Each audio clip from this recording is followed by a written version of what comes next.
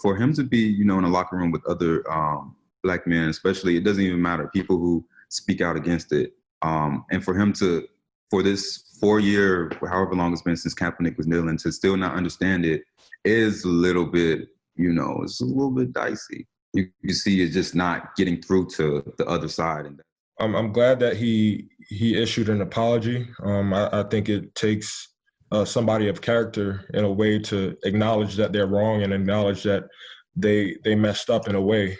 And to Andre's point, everybody has their own perspective, so I can't really take that away from him. But it's just a matter of acknowledging what's going on and being empathetic. I think things like that kind of goes a long way in terms of understanding things that you may not have been exposed to or experienced. You know, when I joined the team, you know, we had a lot of vets. We probably had the oldest team in the NFL. You know, we had Pep, who was doing a lot for his hometown, I believe, Bailey, during the hurricane. You had TD, who did everything. You know, obviously, Walter's paid man of the year. So I think when you have those people to look up to, and you see how, you know, they're still obviously dedicated to the craft, you're like, you know, why should I sit here with my hands in my pockets and not do anything? So I think having leaders like that, and Shaq has definitely emerged as a social justice leader in our team. And so I think it's great for the rookies to see that.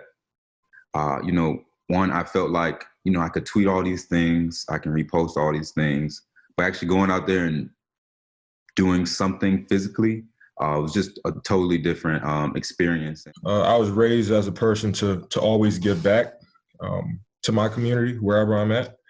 So, you know, pretty much coming to the Carolina Panthers, that offered me a means of, you know, making an impact on the community in my own way. And the community that I'm referring to is, you know, namely the underserved communities of the Carolinas. So having that set up within the organization kind of facilitated the whole idea of me trying to, you know, get involved with the community. Mr. Tepper called me as well a few days ago and pretty much offered support and pretty much empathized and acknowledged that there's a lot of things that need to be fixed in the society that we live in. And having the owner of the organization personally call you and have a conversation about it, I think that speaks volumes to the person he is and the organization that the Panthers is as well. A lot of things like this, especially in the age of social media and people voicing their opinions, I think that's where it starts, but that's certainly not where it should end.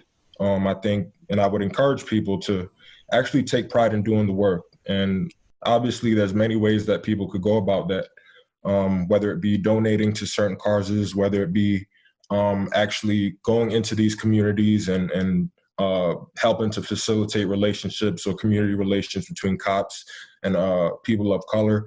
Things like that is what I mean by doing the work. So that's something that I definitely take pride in and something that I'm excited to, you know, be a part of. I think definitely there's momentum and definitely it's sparking conversations, uncomfortable conversations, but conversations that need to be had.